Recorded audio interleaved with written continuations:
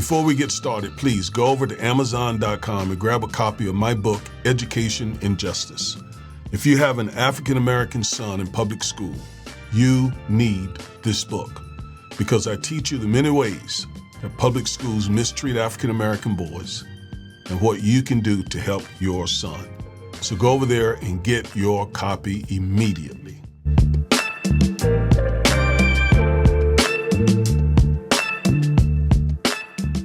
President Biden has appointed more Black lifetime judges than any previous president in U.S. history.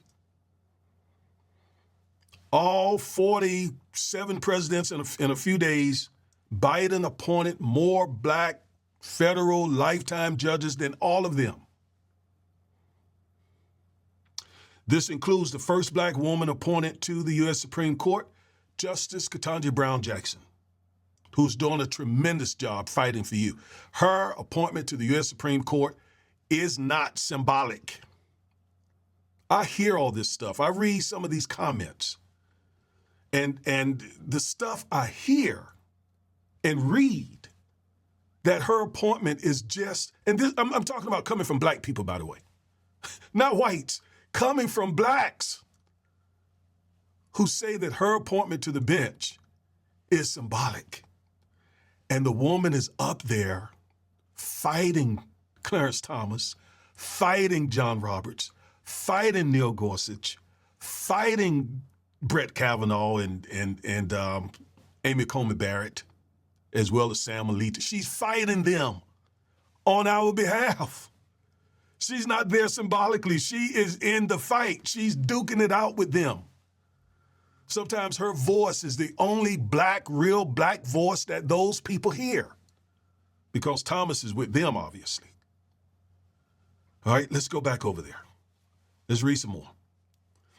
Since 2021, the Senate has confirmed 15 Black judges to federal appellate courts. Let me explain this because this is so very important. There are 3 levels in the federal court system: lower district courts, appellate courts, and the U.S. Supreme Court. When someone, let's say a Black person, get a bad outcome in a lower federal district court, he or she can appeal to the federal appellate court. And oftentimes, whatever that court rules becomes law. Well, with more Blacks appointed to the bench in that circuit, that means now a lot of Black people, when they appeal their cases to some of these federal circuits, they will, for the first time, have a Black on that panel. They usually sit 3 deep. And quite often, because there are few Blacks, more now because of Biden and Harris, but there are typically much fewer Blacks on the bench than whites. Black people would go in front of a appellate circuit and not have a Black judge sitting up there. Now the chances are better that they will have at least a Black person who understand them, who understand their fight, who understand their culture. That is so important. Right now, we are getting ready to appeal a case to the 5th Circuit. The 5th Circuit, which covers Texas, Mississippi, Louisiana. Very conservative. And the chances of having a Black on your 3-judge panel is not very good. But it's better now because of the work that Biden and Harris have been doing. So shout out to them. Before President Biden, only 8 Black women had ever served at this level of our federal judiciary. No previous president appointed more than 9 Black circuit court judges, even those who served 2 terms. President Biden has appointed the first Black lifetime judges to the U.S. Court of Appeals for the Federal Circuit. That is the circuit that is there in D.C. And oftentimes, those judges are looked at first for Supreme Court to fill Supreme Court vacancies. So we are very happy to see that he was able to get someone affirmed there. Her name is Tiffany Cunningham. U.S. District Court for the Western District of Louisiana, Jerry Edwards, Jr. U.S. District Court for the District of Hawaii, Michael Smith. And U.S. District Court for the District of Rhode Island, Melissa DuBose. In addition to the U.S. Supreme Court, President Biden has appointed the first Black women to serve as lifetime judges on the U.S. Court of Appeals for the 3rd Circuit, Ariana Freeman. U.S. Court of Appeals for the 5th Circuit, Dana Douglas. I just told you the 5th Circuit is very, very, very white and very, very, very conservative. With this sister now, a black person who appeals, like we're about to, as I said, has the chance of at least seeing a black face amongst those three judges that they will face, their attorneys will face. All right, U.S. District Court for the Eastern District of California, Dana Coggins. U.S. District Court for the Northern District of Indiana, Krista Briscoe. U.S. District Court for the District of Maryland, Lydia Grisby. U.S. District Court for the District of Oregon, Adrian Nelson.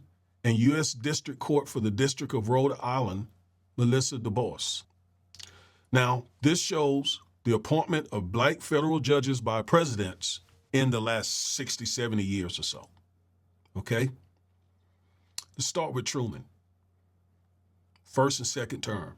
He appointed one or two. Eisenhower, one. One in his first term, two in his second term. Kennedy, 3 or 4. Johnson, 1 in his first term, 2 in his second term. Nixon, just a handful, less than 10.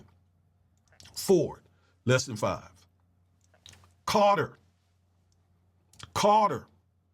almost 40 black appointed judges.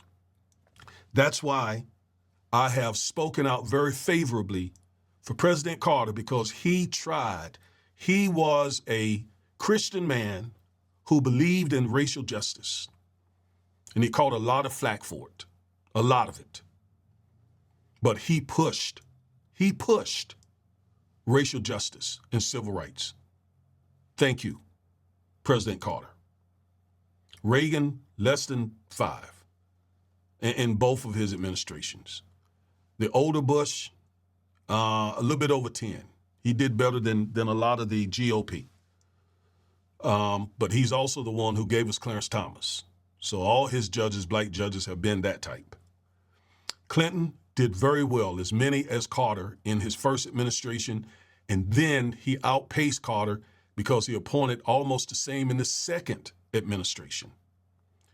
Younger Bush, he did over 10 in his first and then did right under 10 in his second. So he did okay. But again, they were all conservative right-wing judges. Obama did very well. So here's another thing that shows you that President Obama absolutely accomplished a lot for blacks. In fact, by the end of his second administration, Obama had appointed more black federal judges than anyone at that point. Okay? Again, Obama appointed more black federal judges than anyone before him, any president before him.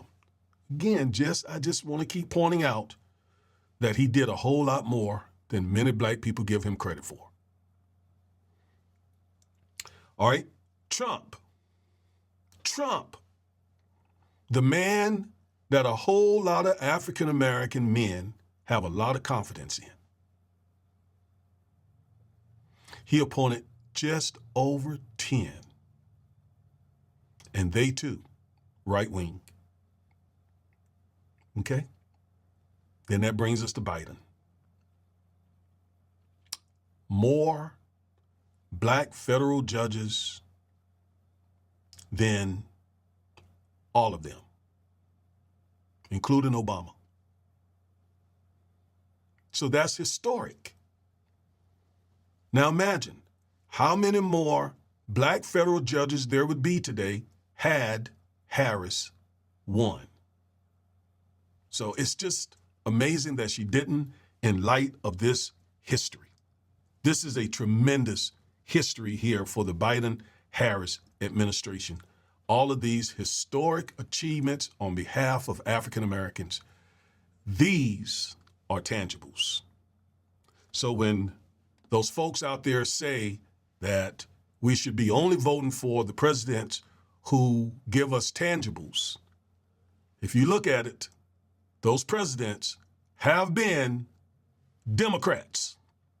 And I'm not even a Democrat, but that's why I'm supporting the Democrats, because of the record achievements that I have seen, I've studied for the last few decades. And let me say this as I end this video. We need more black people becoming civil rights lawyers. I'm sending out a call right now that we need more black lawyers who practice in the area of civil rights, racial justice, social justice. We need you. Our community needs you. There are a small number of, really, believe it or not, of black lawyers in the country. About 3% of all the lawyers in the country, about 3%. We need so many more, so many more. And don't think that, you know what?